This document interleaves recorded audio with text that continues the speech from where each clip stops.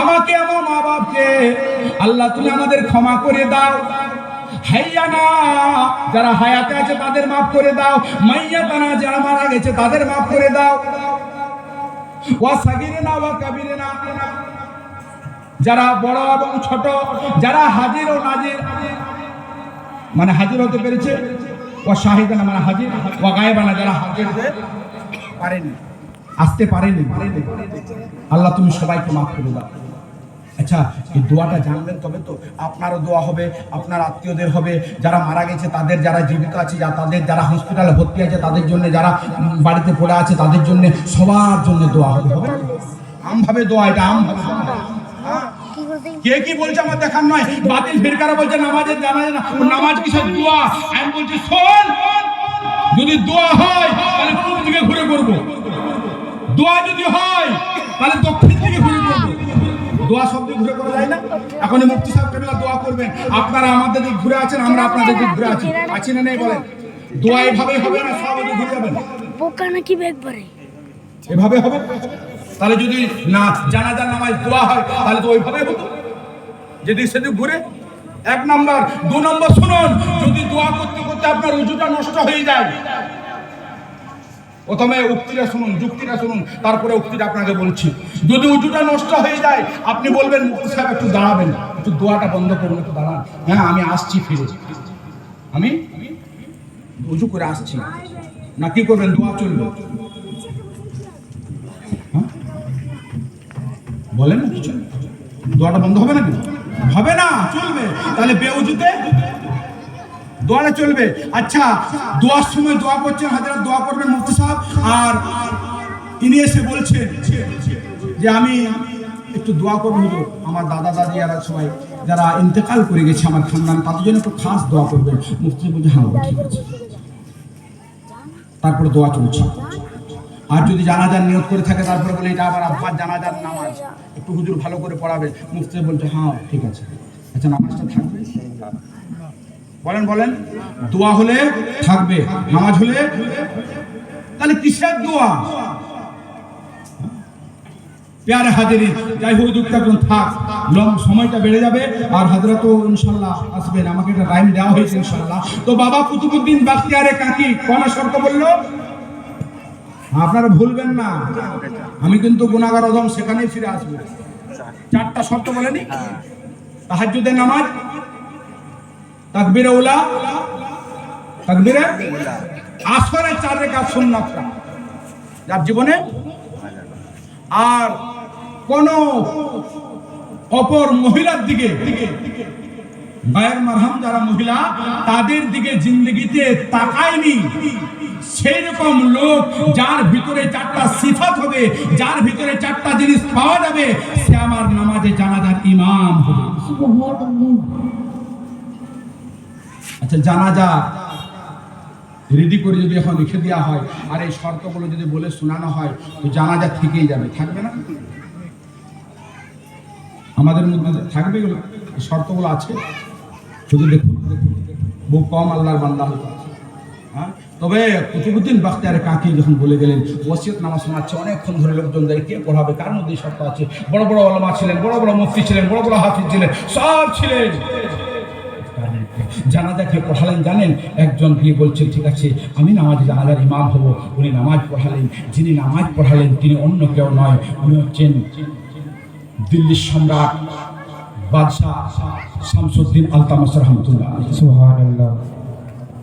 উনার ভিতরে শিখে তো কুতুবউদ্দিন বাখতিয়ারে কাকি উনিও হাজির হলেন, উনিও দেখছেন এই অবস্থা, জানালেন মেজাজে হযরত আপনারা সবাই আছেন, ঠিক আছে আমি আমার পীর ও মুর্শিদ খাজা গরিব নওয়াজকে ডাকছি। সুবহানাল্লাহ সুবহানাল্লাহ। যাই হোক, অনেক লম্বা চওড়া, উনি ওনার পীরকে ডাকলেন। এইভাবে ডাকতে ডাকতে ডাকতে ডাকতে ডাকতে ডাকতে রাসূল পাক সাহেবেল আওলাদ সাল্লাল্লাহু তাআলা আলাইহি ওয়াসাল্লাম পর্যন্ত আমার নবী পাক সাল্লাল্লাহু আলাইহি ওয়াসাল্লাম বলতে ঠিক আছে, এটাকে আমাকে দিয়ে বলতে হবে না, ওর আম্মাজানকে দিয়ে বলা করাচ্ছে, ওর মাকে দিয়ে। ওর আয়াতটা ফিরে দিতে ওর মা বলবে, খাতুনে জান্নাত ফাতিমা জোহরা রাদিয়াল্লাহু তাআলা আনহাকে ডাকলেন, খাতুনে জান্নাত তুমি একটু তোমার বেটা আব্দুল কাদেরকে বলে দাও। ওই যে ওলায়াতটা নিয়ে নিয়েছে, সালবে করে দিয়েছে, বান্দা নওয়াজের ওলায়াতটা যেন ফিরে দেয়। খাতুনে জান্নাত হযরত ফাতেমাতুজ জোহরা রাদিয়াল্লাহু তাআলা আনহা বলেন, আয় আব্দুল কাদের জিলানী, আচ্ছা মুরাকাবাটা বুঝেন? মুরাকাবা করে করে এতক্ষণ যে বললাম আল্লাহর ওলি দেখছিল, তো মুরাকাবাটা কি জিনিস? उल्टे ही चाल चलते हैं दीवानगाने इश्क, ही चाल चलते हैं दीवानगाने इश्क, आंखों को बंद करते हैं दीदार के लिए, सुभान अल्लाह, आंखों को बंद करते हैं दीदार के लिए। एक तो चोख छड़ा এখান থেকে দেখা যায়, এখান থেকে চোখ বেরোয়, এই চোখের দিকে মুরাকাবা, এই চোখে এই চোখ বন্ধ করে দেয়, আর এই চোখের রশ্মি দেখছে গাউসে আজম কোথায় আছে। হ্যাঁ, তো আমরা তো আমাদের অন্তরটাকে মেরে ফেলেছি, মারি নাই? কলমা খানে একটা ভাত ছাড়ি না, মাইয়াতের দিনে ফান্ডের ভাত হলে একটাও ছাড়ি না। আছে না? আছে নাই? ওগুলো খেলে তো দিল মুর্দা হবে। যারা খাবার তারা খাবে, সাহেবের সাহেব থেকে নিয়ে শুরু করে বাদ কেউ থাকে না, খবর নিয়ে দেখবেন। প্যারা হাজিরিন, তো যাই হোক মুরাকাবা করে দেখলেন ফাতেমাতুজ জোহরা রাদিয়াল্লাহু তাআলা আওয়াজ দেন, আয় আব্দুল কাদের, বান্দা নওয়াজের ওলায়াতটা ফিরে দাও। উনি বললেন, আমি জান ওনার ওলায়াতটা আমি কাটিনি, আমি সালবে করে আমি লিনি, কে দিয়েছে? আল্লাহ তাবারাকা ওয়া তাআলা। ঠিক আছে, তুমি একটু দোয়া করে দাও। গাউসে আজম দোয়া করলেন, আর দোয়া করে মায়ের বলাতে গাউসে আজম বললেন, ঠিক আছে আমি আমার তরফ থেকে একটা ওলায়াত আমি আরো ওনাকে দান করছি, আর আল্লাহর কাছে দোয়া করছি ওটাও ওনাকে ফিরে দিবেন। যার জন্য বান্দা নওয়াজ দুটো ওলায়াতের মালিক, সুবহানাল্লাহ, বান্দা নওয়াজ দুটো ওলায়াতের মালিক। গাউসে আজমের তরফ থেকে একটা দিলেন, আর আল্লাহ তাবারাকা ওয়া তাআলা গাউসে আজমের সাথে যে টক্কর করলেন, ওনার সামনে যে কথাটা বললেন, যার জন্য ওনার সাথে সালব হয়েছিল, সেটাও ফিরে দিলেন গাউসে আজমের দোয়া। ইনি হলেন গাউসে আজম। 20,000 মুফতিয়ান, 20,000 হাফেজ উলামা মাওলানা মুফতিকে নিয়ে মক্কা শরীফে হজের উদ্দেশ্যে গেলেন। হজে মুফতিয়ান মুফতি মক্কা আজম, সবচাইতে বড় মক্কার মুফতি, উনি গাউসে আজমের কিমতি লেবাস দেখলেন, সুন্দর চেহারা, সুন্দর লেবাস, 20,000 উলামা দিন মুফতিয়ান ইকরামের সাথে আছে, ভাবলেন লোকটা কোনো মারতাবা वाला লোক হবে। ঠিক আছে, একটু আলাপ আলোচনা করি। আলাপ আলোচনা করা হলো, আলাপ আলোচনা দেখা হলো, প্রশ্ন উত্তর দিয়ে যায়। গাউসে আজম শেষের বেলায় বললো, আচ্ছা मैं भी एक सवाल कर लूं, আমি একটা কথা আপনাকে বলি, একটা প্রশ্ন করি। হ্যাঁ করুন। আচ্ছা আপনি বলুন তো, আমার নবী পাক সাল্লাল্লাহু আলাইহি সাল্লামকে শেষ গোসলটা দিলেন, গোসলটা জিস মুবারক থেকে পানি লেগে সেই পানিটা জমিনে গেল, জমিন থেকে পানিটা কোথায় গেল কি বলুন তো? মুফতি আজমে মক্কা হাক্কার বাক্কা। ঠিক আছে হযরত, কাল বলুন। চলে গেলেন লাইব্রেরিতে, সব কিতাবগুলো খাটলেন, তিনার রুমে যত কিতাব, সব কিতাব খুঁজে বেড়াচ্ছে, কোনো কিতাবও পাচ্ছে না। পেরেশান হয়ে, ক্লান্ত হয়ে আপনার শুয়ে পড়লেন। আর যখনই চোখ লেগেছে, আকা ইনামদার সাহেবে লাউলাদ সরকার দু আলম সাল্লাল্লাহু তাআলা সাল্লাম জলওয়া ফরোজ, সুবহানাল্লাহ, ইনাকে দেখে মুফতি আজম মক্কা সাহেব, হুজুর তাশরিফ নিয়েছেন, বড় ভালো হয়েছে, আমি বড় বিপদে আছি, আপনি এসেছেন, এর চাইতে আর ভালো কি হবে? কারণ এই খবরটা আপনার চাইতে ভালো আর কে বলতে পারবে? না কি হয়েছে? না আমি জানতে চাই হুজুর, আপনার গোসলের পানিটা, গোসল দেওয়ার পরে সেই পানিটা কি হয়েছিল, এই ব্যাপারটা আমি জানতে চাই। বলে আমাকে জিজ্ঞাসা করবে? শোনো, আমি বলবো না, আমার পাশে একজন দাঁড়িয়ে আছে, ইনাকে জিজ্ঞাসা করবে। উনি বললেন, ওনাকে আমি দেখতে পাচ্ছিলাম হালকা হালকা, কাপড়ের রংটা বোঝা যাচ্ছিল, কিন্তু মুখমণ্ডলের চেহারাটা বোঝা যায়নি। আমি বললাম আচ্ছা ঠিক আছে, আপনি বলুন। তো উনি বললেন, শোনো, গোসল দেওয়ার পরে গোসলের পানি জমিনে পড়লো, জমিনে পড়ার পরে আমার আল্লাহ ফারিস্তাকে হুকুম দিল, ফারিস্তারা পানিটাকে কুড়িয়ে নিল, কুড়িয়ে নেওয়ার পরে তুলে নেওয়ার পরে আল্লাহ হুকুম দিল, দুনিয়ার জমিনে এই পানিটাকে ছড়িয়ে দাও, বিভিন্ন জায়গায় পানিটাকে ছড়িয়ে দাও। ফারিস্তার মারফতে পানিটাকে ছড়ানো হয়ে গেল। কিয়ামত পর্যন্ত যেখানে যেখানে মসজিদ তৈরি হবে, আল্লাহর নবীর গোসলের লাগা পানি সেই জমিনে পড়ে আছে, সেই পানি তিনি দেখলেন। সকালবেলা এসছে, হাম কালাম ওই সালাম কালাম হওয়ার পরে কথাবার্তা হতে তিনি জিজ্ঞাসাই গাউসে আজম জিজ্ঞাসাই করেন না। শেষের বেলায় মুফতি আজম মক্কা বলছেন, হুজুর সেই কালওয়ালা বাদ, কালকার কথাটা, আচ্ছা বলুন, ভুলেই গেছিলাম, বলুন। হুজুর আপনি বললেন না গোসলের পানি, তো গোসলের পানি এই হয়েছে। উনি বললেন আচ্ছা কোথায় পেলে বাবা? বলে হুজুর মুফতি সাহেব মানুষ তো মিথ্যা কথা বলবেন কি? হযরত আমি কিতাব খুঁজেছি পাইনি, অনেক ক্লান্ত হয়ে গেছিলাম, শুয়ে পড়লাম। আমার আকা মুস্তাফা সাল্লাল্লাহু আলাইহি ওয়াসাল্লাম জালওয়া ফরজ। আমি জিজ্ঞাসা করলাম ইয়া রাসূলুল্লাহ গোসল পানি, উনি বলে আমাকে জিজ্ঞাসা না করে আমার পাশে যিনি আছে তাকে জিজ্ঞাসা করো। গাউসে আজম রাদিয়াল্লাহু তাআলা আনহু বলেন বাবা ওই দিকটা আমি বলবো? হ্যাঁ হুজুর বলুন। বলে শোনো ওনার চেহারা এরকম আবছা আবছা ছিল, বুঝতে পারোনি? বল না। পোশাকটা এরকম ছিল? বলে হ্যাঁ এরকম ছিল। আচ্ছা উনি বললেন এই গোসলের পানিটাই জিসমে লেগে এইভাবে এইভাবে তোলা হয়েছে, এই কথাই তো বলেছিল? বলে হ্যাঁ। বলে ওনাকে কে ছিল চিনেছে? বলে না চিনে না। বলে যিনি ছিলেন তিনার নামে হচ্ছে গাউসে আজম আব্দুল কাদের জিলানী, ওটা আমি ছিলাম রাসূলুল্লাহ। গাউসে আজম তো প্যারে হাজিরিন, গাউসে আজমের মাকাম কত বড়, গাউসে আজমের পাওয়ার কতটা, ওলায়াতের বাদশাহ যেনাকে বলা হয়, ওলায়াতের যেনাকে আপনার শাহানশাহ বলা হয়, গাউসে আজমের প্রত্যেক ওলি যার যার ওলায়াত পেয়েছেন সেইখানে স্টেম যেটা লাগে সেই স্টেমটা গাউসে আজমের স্টেম। প্যারে হাজিরিন আপনি ভাববেন না যতটুকু এই কথাটা। যাই হোক আমি আরো কিছু পড়েছিলাম, তার সিরাতে মুস্তাকিম, ইহদিনা সিরাতুল মুস্তাকিম, এই যে রাস্তাটা, যে রাস্তায় চললে আল্লাহর কাছ থেকে ইনাম ও ইকরাম পাওয়া যাবে, সেই রাস্তাটা কোন রাস্তাটা?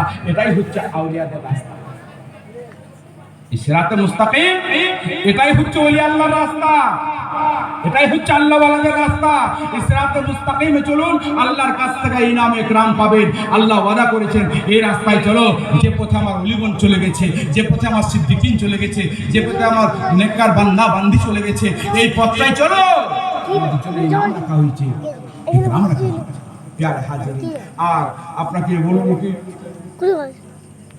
কোরআনে কারীম থেকে আমি আরো আয়াতে কারিমা পড়েছিলাম, বাস লাস্টে একটা ছোট মতন ওয়াকিয়া বলে দিই। কোরআন শরীফের আয়াতে কারিমা আছে কাদ নারা তুকাল্লাবু ওয়াজহাকা ফিস সামাই ফালানিয়াল্লাকা কিবলাতান তারদাহা, দ্বিতীয় পারা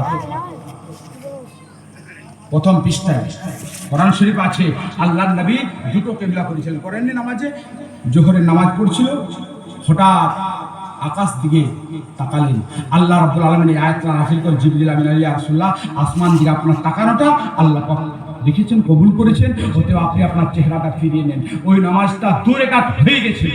কয় রাকাত হয়েছিল? নামাজটা কয় রাকাত বলেছিল? 4 রাকাত। 2 রাকাত হয়ে গেছে আর 2 রাকাত বাকি আছে।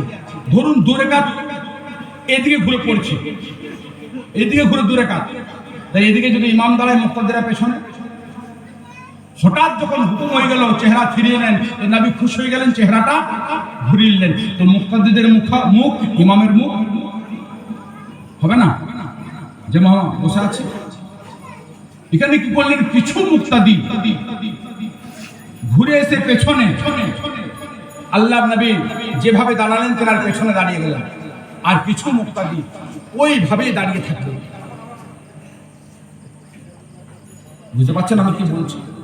কিছু মুক্তাদি আর কিছু মুক্তাদি থাকলেন। রাসূল পাক সাহেবে আওলাদ সাল্লাল্লাহু তাআলা আলাইহি সাল্লাম নামাজকে সম্পূর্ণ করলেন, সালাম ফেরালেন, সম্পূর্ণ করলেন। রাসূল পাক সাল্লাল্লাহু আলাইহি সাল্লাম দাঁড়িয়ে আর জিজ্ঞাসা করলেন যিনারা ঘুরেছিলেন তিনাদেরকে, এই সাহাবী রাসূল শুনো, আমার কাছে জিবরিল আমিন এসেছিল, আমি জিবরিলকে দেখলাম, জিবরিল কি বলল আমি শুনলাম, তোমরা কি জিবরিলকে দেখেছো? বলে না ইয়া রাসূলুল্লাহ। জিবরিল কি বলেছে তোমরা শুনেছো? না ইয়া রাসূলুল্লাহ। তাহলে আমি ঘুরলাম, তোমরা কেন ঘুরে গেলে? এটা এনাদের প্রশ্ন।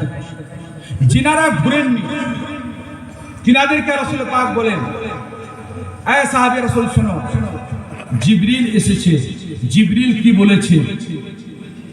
আমি ঘুরে গেলাম, কিছু সাহাবী ঘুরে গেল, তোমরা কেন ঘুরে গেলে? দুরকম হয়ে আছে না? দুরকম হয়ে আছে। কিছু সাহাবী ঘুরে গেছেন আর কিছু সাহাবী সেই জায়গাতে দাঁড় করা আছে, ঘুরে। রাসূলুল্লাহ আল্লাহু আকবার, ইয়া রাসূলুল্লাহ, নারায়ে তাকবীর, নারায়ে রিসালাত, মাসলাকে আলা হযরত উলামায়ে আহলে সুন্নাত, মুফতি সাহেব কিবলা,